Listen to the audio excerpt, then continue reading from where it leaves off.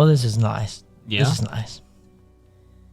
Welcome to our very first video podcast episode. You excited, Braxton? Oh, you know it. You know it. This is a new time for Comickaze. Comickaze has been around for more than a year now, and we're just now getting to video form. One of the few podcasts here at the Anderson Career and Technology Center that is video form. There's like one or two others, and then there's us. So that's exciting for us. Allows us to explore more opportunities and really get into the visual aspect of comic books and superheroes and stuff like that. Yeah. This is a new era for Comickaze. Era. It really is.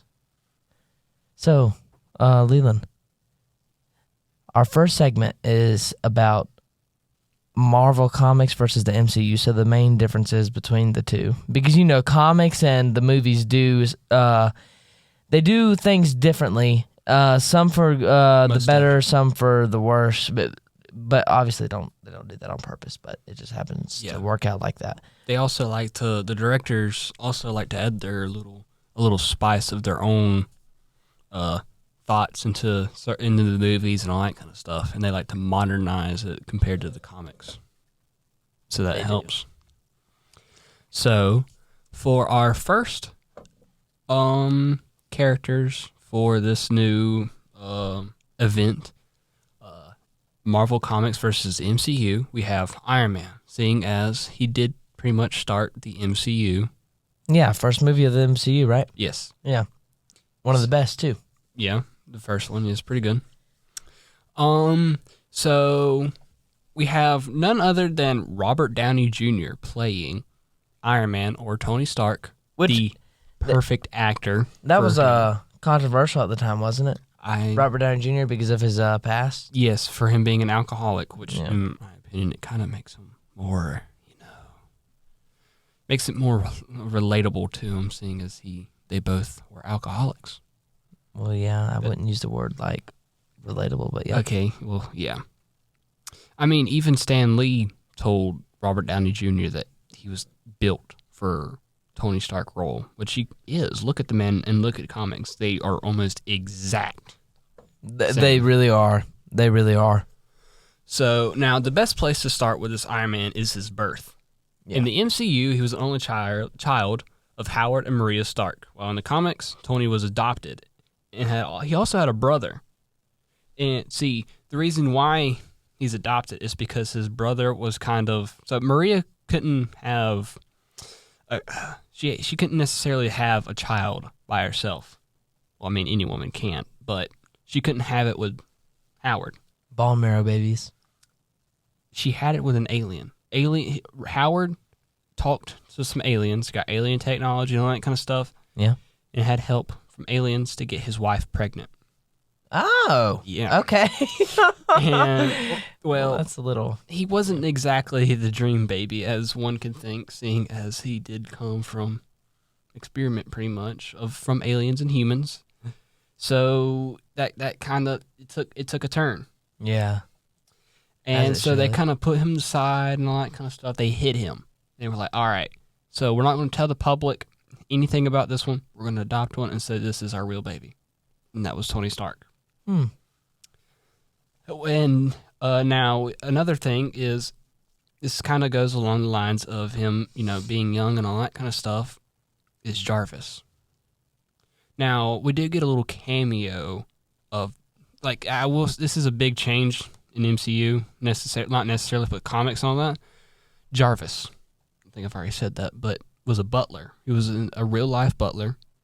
And we don't see that he was a real-life butler until Avengers Endgame, when Tony and Captain America go back in time to get the one from S.H.I.E.L.D. and all that kind of stuff. When Tony's talking to his past dad, we hear him say Jarvis, or along the lines of Jarvis, get the car ready or open the door or something like that.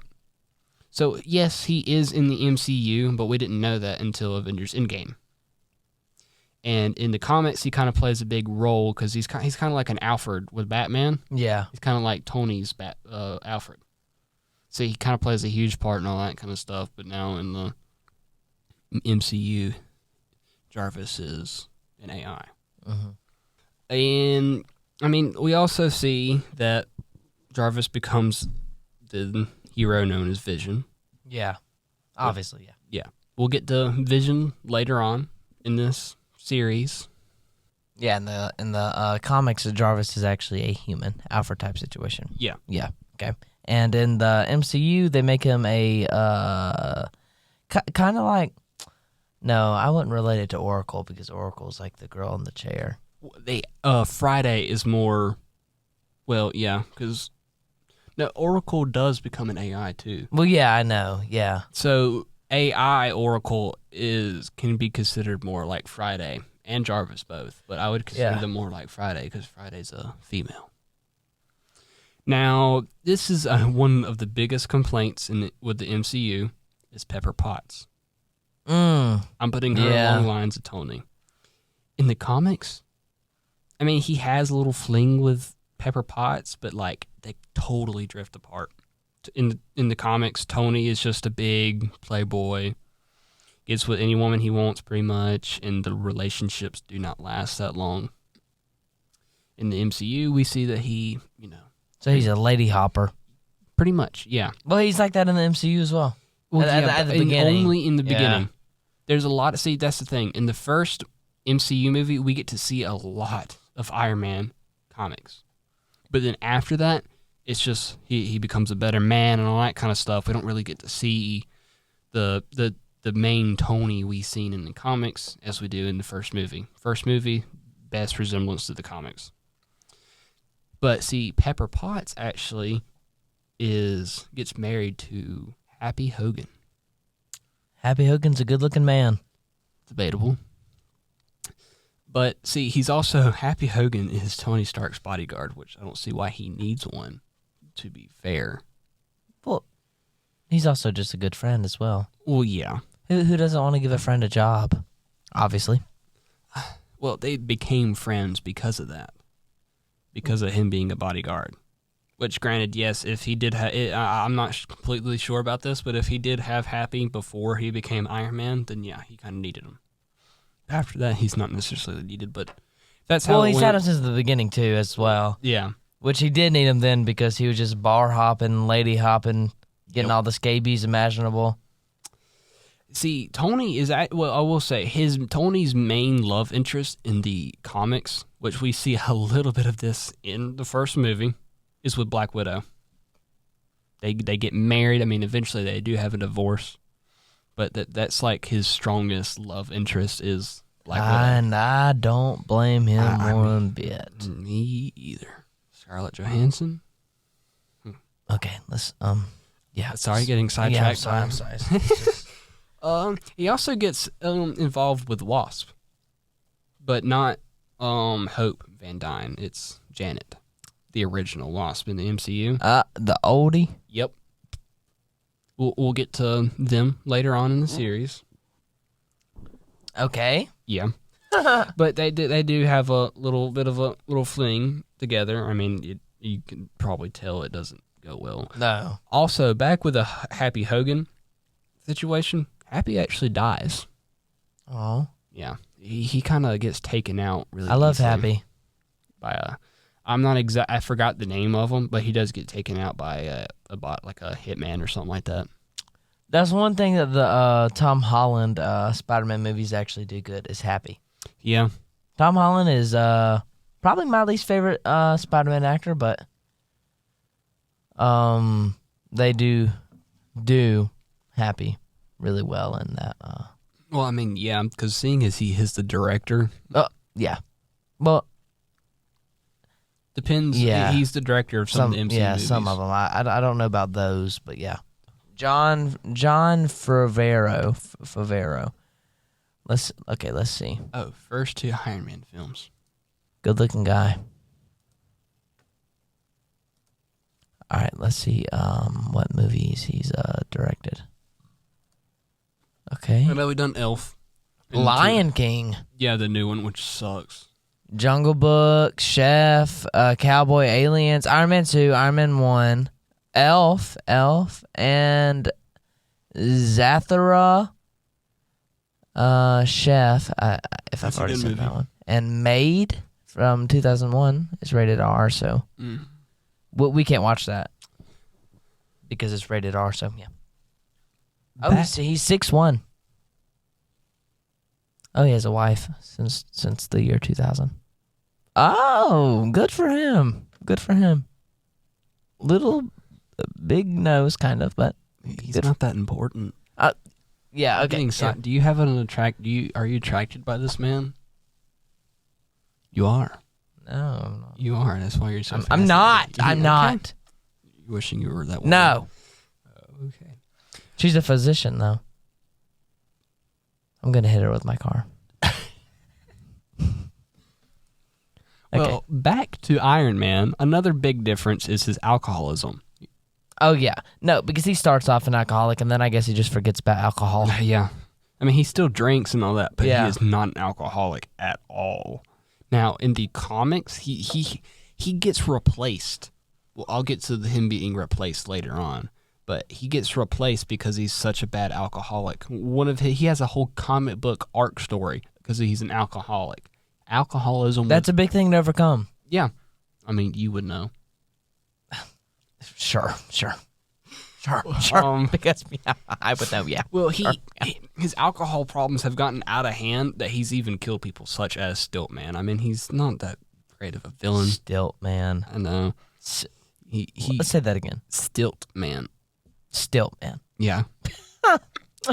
That's worse than Kite Man. We might do a little short on Stiltman. Yeah.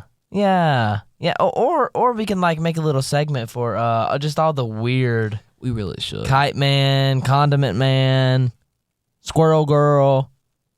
Can't say Squirrel Girl's like normal. She's not. Yeah. I hate Squirrel Girl. Okay, back on track. Yeah.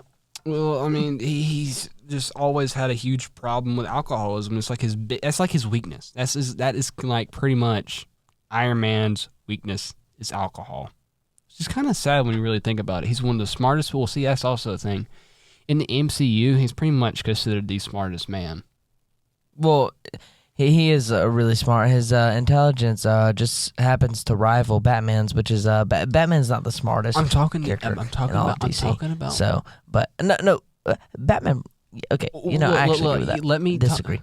Anyways, okay, yep. I said MCU. Yep, MCU. Yep.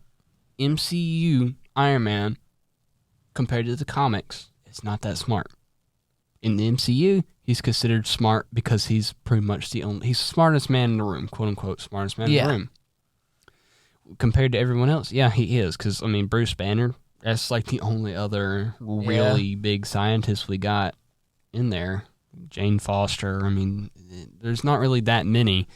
Now, in the comics, he is outdone by Mr. Fantastic, Dr. Doom. I'm pretty sure Peter Parker's actually smarter than him in the comics. I mean, there's Peter Parker just so happens to be really smart for a high schooler.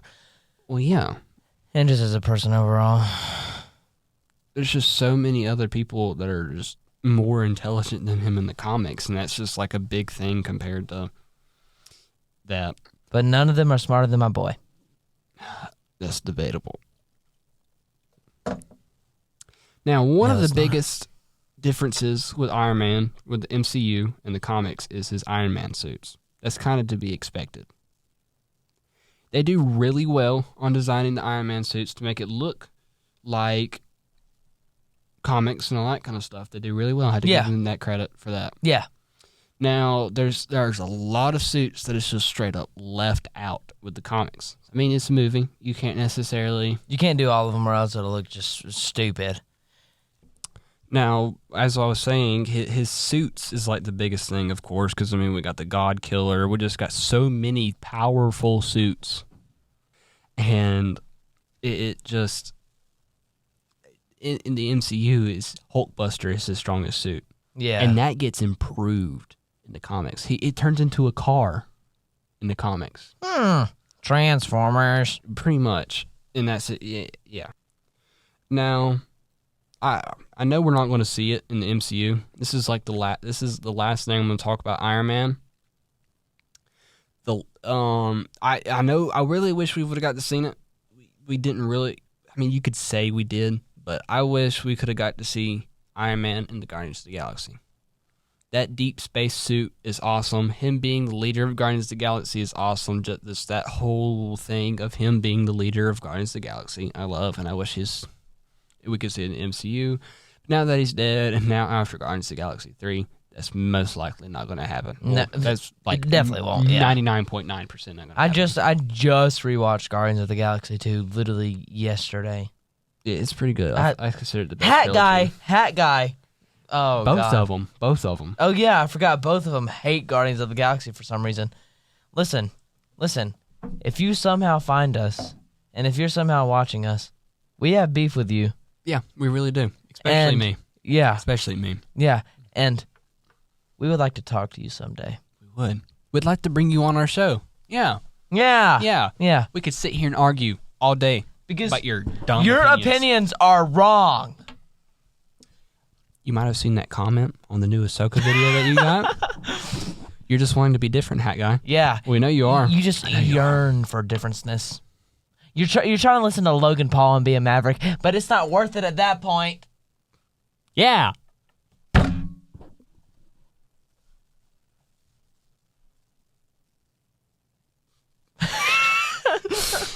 Okay. Anyways. But contact us at Comickaze Podcast at gmail.com. Thank you. Or on Instagram. Or, yeah. We have beef. We do. And you just don't know it.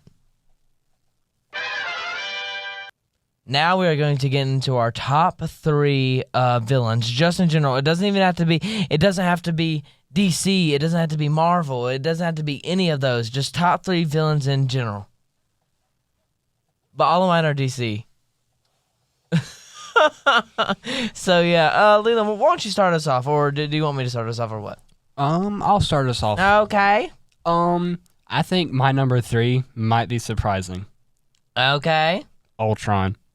I know he's better in the comics. Yes, I feel like Age of Ultron gets way too much hate. Age of Ultron is actually good. I really think my only problem with it is the Quicksilver situation. That's my only problem. Well, he kind of had that. Like that was forced on them. Yeah, so. The directors have a whole reasoning behind it. If y'all have questions, I can answer them because I know my knowledge about that. It's really annoying, but that's like my main problem is how he dies from bullets. And he's a speedster that can dodge bullets. The Flash. The Flash would have went in there and literally just Quicksilver would have. Quicksilver would have too. Every single little ball. Quicksilver would have too. Or he literally could have just picked him up and ran with him. But they had to kill him off. They said that they had to kill him off. Yeah, it's fans stupid. Wouldn't be the whole confused. situation. I just hate the whole situation. I do too. But Ultron there's literally an Age of Ultron comic book arc, and it's where it's like I guess it is a very popular story within time. Like Terminator is a good example. Robots take control of Earth. I'm sure you probably haven't seen Terminator. No. But that's what Age of Ultron is. It's apocalypse where Ultron took over. And it's amazing. The character designs is amazing. And Ultron is just a smart, intelligent villain. He's made by some of the smartest people in the comics. Hank Pym and Tony Stark. That's another difference. Hank Pym helped make Ultron. If anything, it's like Hank Pym's... It's like... He actually gets... Ultron and Hank Pym actually come... They pretty much become a cyborg, and he's kind of forced to be part of Ultron in one of the arcs, and it's pretty good. So, what is your number 3? My number 3 may not come as a surprise. I just love this character. From the Arkham games to comics to animated action, from the animated movies. What my favorite comic book of all time, even though, I mostly get into Batman comics, so, and all of my characters, all my top 3 villains just happen to be all Batman villains too, as well, so. Yeah. Anyways, my number 3 is Hush. What do you think about Hush? that? Yeah. I'm surprised it's top 3. He's a really good villain, but I'm He surprised really he's top is. 3. He really is. He caused Batman so much trouble. He did. So much trouble. He was very confused too. Batman could not figure out who he was. Well, see that whole story arc. Have you read Under the Red Hood yet? I think. Yeah, you did. I've read that whole thing. Yeah, all of those. Yeah, that whole thing is just awesome. Yeah, Batman comics are the best comics in comic book history. Strongly disagree, but okay. Detective Comics is the best. Okay, Detective Comics are kind of boring, but now Batman Comics. Batman are Comics good. really like. Name a bad one. Detective Atrociously bad. Batman Damned. That one's not atrociously bad. I think it There's is. a redeeming factor in that just shoots it way up. Why don't you go ahead and tell that redeeming factor? And we're going to cut it off there. But Hush is just really cool. He caused Batman so much confusion. And then whenever we figured out it was Tommy Elliott, heart broken. So, Leland, what's your number 2? I think this will honestly surprise you because of how much I love this character. Joker. Joker is my number 2. Number 2. It's a strong, very close with number 1, but I'm gonna go with Joker for my number 2. Wow. I'm surprised myself, but there's just one character, one more villain that I love more than Joker. And I would like to say this: you have claimed to be a bigger Joker fan than I am. You're not. You're not. You might relate to him more because you've done things that he has done. Can we not talk about that on here? But Joker, I'm the bigger Joker fan. I know I am. How many times have you seen The Dark Knight? How many times have you seen The Dark Knight? How many times have you seen The Dark Knight? How many times have you seen The Dark Knight? How many times have you seen The Dark Knight? Tell me. I've lost count. I've seen it over 80 to 90 times, really. See, you've watched it more of the factor because of Batman. No, how many times have you seen the Joker? I've watched the Joker more than you. The team factor. Leland, don't get me started on this Joker movie situation. Let me tell y'all about this. This is a hat guy opinion right here. He doesn't really like the Joker movie. Mid. And he claims to be the bigger Joker fan. Because, see, as a true Joker fan, I feel like they done him dirty. It won an Oscar. How did it do him dirty? I don't like Joker being humanized. There's no human factor about the Joker. Let's make a character less understanding. Because okay, so him having just no reason behind his chaos is just... Yeah. You like that more? Yeah, I really do. I love just him being like, get out. Right, I'm crazy. I just want to mess with the world. I want to destroy Batman pretty much. I mean, that's just having no reason why to be so vile and horrendous to doing what he does. It's just awesome. It's amazing. I love that. God. Oh my God. Okay. Just having no reason to be evil means you're pure evil. Whatever. That's not how it should work. But if you really think that, just think that. Just think that. I will. Okay. So what's your number 2? My number 2 is Scarecrow. Scarecrow? Scarecrow is so good. Don't even act like that. I'm not. I love Scarecrow. The fear toxin. Oh my gosh. Yeah, Scarecrow is such a good character. Underrated too. Underrated. He really is. He gets done dirty. I feel like in Batman Begins, I wouldn't say done dirty. He's good in it, but I would love to see more of a comic book feel. Like, he's not a monster in it necessarily.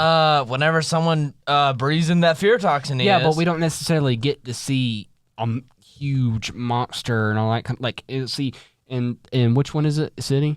No, not City. Asylum. We get to see this huge version of Scarecrow. Okay, I love that. Okay. In Arkham Knight, I get that. He's not necessarily big, but he's still scary. Oh my gosh, he is terrifying, especially with that new suit. In Batman, I love Batman Begins. And the reason his wrong. face looks like that is because Killer Croc did that to him. But I love Batman Begins, but I wish they could have done Scarecrow a little bit better. Because, I mean, he's not scary. He just puts like a potato back on his head, kind of, and that's just... Well, and then the fear toxin enables the scarcity of it. Well, yes, I completely understand that. It works. I like it, but I like the more comic book version of Joker. Batman Begins is better than The Dark Knight Rises. That's insane. It is. That's insane. It is. It really is. That's insane. Batman Begins is so much better than The Dark Knight Rises. The Dark Knight Rises is good. Don't get me wrong. But let me be honest here. I think Scarecrow and Ra's al Ghul are better villains than Bane. In the movies. In the movies, anyways. Leland, what's your number one? What's your number one?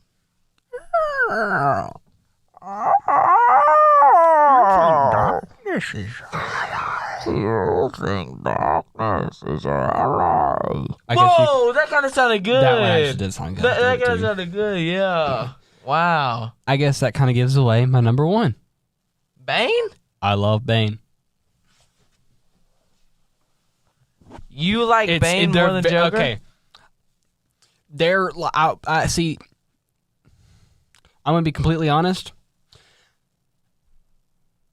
They're tied. I'm gonna be completely honest. They're tied. Joker and Bane are tied for my favorite villain of all time. I understand he broke the Bat's back and stuff, and Bane is such an intelligent. I mean, Joker did find out who. Okay, within a month of watching Batman himself, he found out who Bruce Wayne was. He got out of prison, already obsessed with Batman. He's like, all right, who is this king of Gotham? It's Batman. He releases every single villain of Arkham, Joker, Scarecrow, all of them, every single one of them out of Asylum, just so he can watch Batman and how he works. He learns who Batman is. He learns almost every single move. He does all that he does everything. He tries to learn his best about his prey. And then he lets Batman get tired. That's the main reason. He lets Batman get tired and all that kind of stuff. This is all on Batman Nightfall. And he lets him get tired and all that kind of stuff, and then he goes in for his attack and breaks his back. I'm really shocked. They're really tied. I'm gonna be completely honest. I kind of wanted to go. My main reason why I'm putting Bane above Joker is to be a little bit different. Joker and Bane are tied for first. To be completely honest, I wouldn't necessarily put this is more of a for me is top 2 instead of top 3. Okay. Well, my first is the Clown Prince of Crime. Understandable. Joker. Completely understandable. Mark Hamill. Iconic. Yep. Jack Nicholson. Nicholson. Heath Ledger. All iconic. Just so many versions of Joker done right. Joker is the best villain of all time. I bet he's plenty of people would agree. He has done so much. He killed Lois while she was pregnant with Superman's son, caused Superman to go crazy, literally go on a killing spree, and literally he went after Superman because he claimed that Superman was a easier target. That's easier. That also happens in the animated verse too, when the little crossover between Superman and Batman. And the animated series and stuff, Lex Luthor and Joker get in the car and all that. Joker is like, so, what about this Joker? And Lex Luthor is like, you can't even bring down a mortal in a suit. And Joker gets mad at Lex Luthor saying he's not just a... I know where that's from. That's from Superman, the animated series. Mm-hmm. Yeah. It's a crossover between Batman and Superman. Let me tell you, I've rewatched, because it's a 3-episode series, I've rewatched that so many times. I might go home and watch that. I love that. It's such a good story. It is. It's just hilarious. Yes. I like that point with Joker. Me too. So that actually concludes our top 3 villains. So now we're going to be talking about the Flash movie that just came out, last month? I think so. Yeah. Listen, this is a very controversial movie just because of Ezra Miller. Let's be honest, Ezra Miller. And after the movie released, how much was the budget? I have no idea. The Flash costed, it had a budget of $200 million. And for a movie to be successful, it has to double to break even. Yeah. Oh, and it had an advert. Oh, so the production budget was $200 million, and the advertising budget was $65 million, so $265 million. And The Flash must make around $265 million to $400 million at the global box office to even break even. And The Flash, let me tell you, did not even, it didn't. And it's mainly because it was a flop. It's because of Ezra Miller, to be honest. Yes. You and me both are more, we put aside the... Separate the art from the artist, okay? Yes. And let me tell you, this movie is an outstanding movie. It's a great... Okay, wait. What would you rate it from a 0 to 10? What would you rate it? I give it an 8. An 8? That's understandable. 8 or a 9. Because there really is room for improvement. Andy really Muschietti had a reason behind the bad CGI, but I don't know. I feel like it. Whenever people talk about that movie, they make fun of the bad CGI. Yes. Even though it's supposed to look like that because that's what the Flash sees whenever he's going through super speed, which makes sense because if you're moving at like thousands of miles per hour, you're not going to see things normally. Of course, they're going to be warped in a way. And people just had a problem with that. Yeah. I mean, I guess I could see why, but I don't think it's that big of a deal. I don't know. I really don't. If you really hate bad CGI, Okay. you would hate Star Wars: The Phantom Menace because there's Well, you gotta terrible look CGI. at the time for that. I know, but 2000 still, or 1999, I think. Still though, you know what I'm saying? There's a lot of old movies that people love, and it's got bad CGI. Yeah. To be completely honest. So there's no reason for people to be hating on The Flash like they are because overall it is a good movie. Michael Keaton coming back. Supergirl was done fantastically. Supergirl was a great character in that movie. I'm getting carried away. Can you calm down, please? You are. I'm not even like against you. So you. This is all like. I really love The Flash. I do too. I have to give it a 7. Oh. It would honestly be a 9 for me. My main problem is the villain situation. I learned that it wasn't Savitar, and I was kind of disappointed. I mean, it kind of is. It kind of is, but it's not considered Savitar. It would have just been 10 times Consider better. it what you want. It's called. It's Dark Flash. It's literally what it's called. Dark Flash. Because it looks like Savitar. It does. It's a corrupted Barry Allen.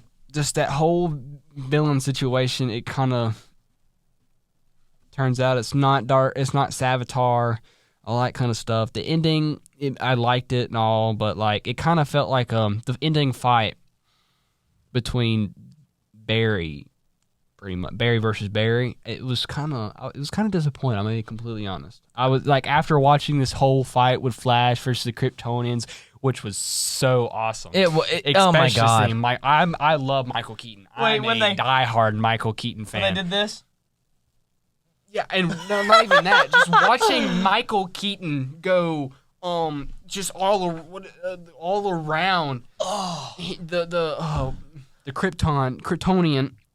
It was peak. Batman showed out. Batman showed out. Seeing as that is Michael Keaton from Batman '89, bro is old. It's great seeing him do things that he couldn't do because of the times. Yes, and that Michael Keaton is what made this movie amazing for me because I love Michael Keaton. I love it. He's not my favorite Batman, but he is a really good Batman. He really is, even though he kills. Every single Batman has killed. Yeah. Look back at it. It is. I will say I think Flash gets too much hate.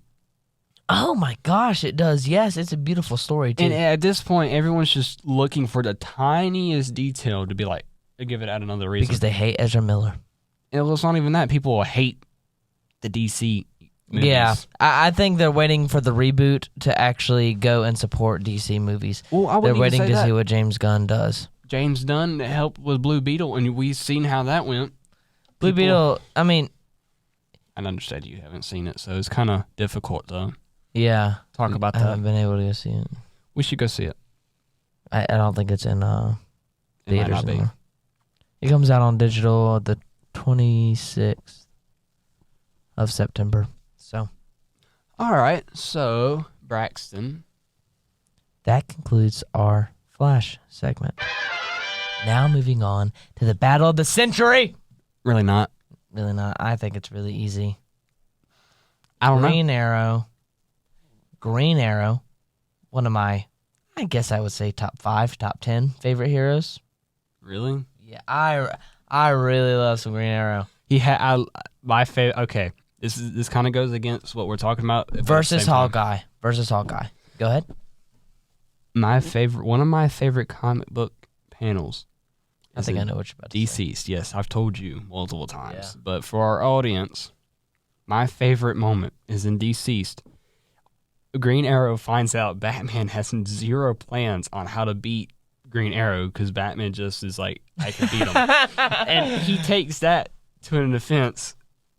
And Batman is one of the first people to die and did the Deceased. Yeah. You need to read that because when you read it, it's actually kind of understandable how it happens. But there's just this huge battle at the end of it and all this kind of stuff. They're on Themyscira and all that. Aquaman has already been infected. He was one of the first ones. And we got this zombified Aquaman causing this with Mira. When Mira was alive, Aquaman, somebody causing this huge storm and all that kind of stuff around Themyscira. He's riding a Kraken. Those things are huge. Winds are blowing. There's a whole bunch of waves, tidal waves, all that kind of stuff. He's just sitting there riding it and all that kind of stuff. Next thing we know, Green Arrow, he gets an arrow straight through his head. Well, Aquaman does. And next thing we see is Green Arrow saying F Batman. That has to be one of the best comic book panels, in my opinion. It's just that moment there is just amazing because of how funny it is, especially seeing as you're a huge Batman fan. Where does Green Arrow make it in your list? Is he top 10? I'm gonna be like heroes, like just DC. Yeah, yeah. I'm gonna be completely honest. No. You need to watch the CW show. Top 15. He's top 15. The one show CW, I think every single season is good. The 8th season, maybe it starts getting a little carried away with the son from the future, and that whole thing. Kirk Connor. What? Kirk Connor. No. I don't know. I forgot. I haven't watched in a while. They get a little carried away with that, but I mean, but Green Arrow would definitely win. 110,000%. You agree, right? No. Okay, at first I was just gonna be like no to carry on this conversation and all that kind of stuff, but now I think about it, Hawkeye was Ronin. Green Arrow could take out Ronin. He could take out all the Ninja Turtles at once.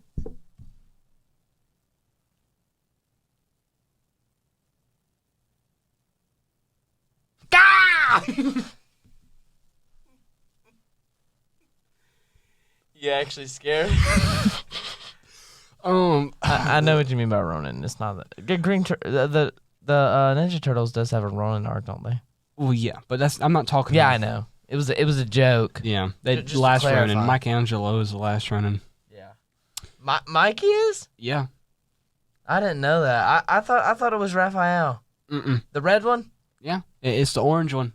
Wow. Yeah, I didn't know that because Mikey's always been the goofy one. Yeah.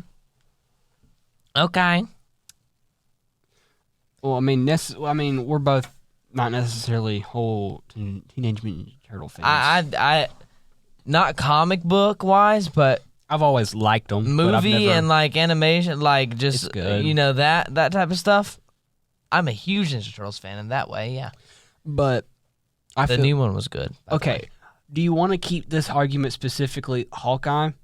Or just Hawkeye? It's Hawkeye versus Green Arrow. Well, Hawkeye. Yeah, but like Hawkeye has also been Ronin. And I don't know what whatever you consider Hawkeye. I consider Ronin Hawkeye because Ronin isn't just Hawkeye. Also, it's also, but I'm considering Hawkeye Ronin because Ronin's also got different people taking the role too. I mean, we get to see Ronin a little bit in the MCU, so I kind of.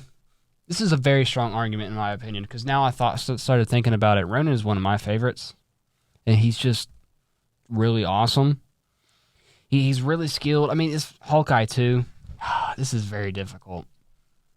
I'm gonna be completely honest. As much as like it'd be a close one, I feel like I don't think it's like as easy as you would say.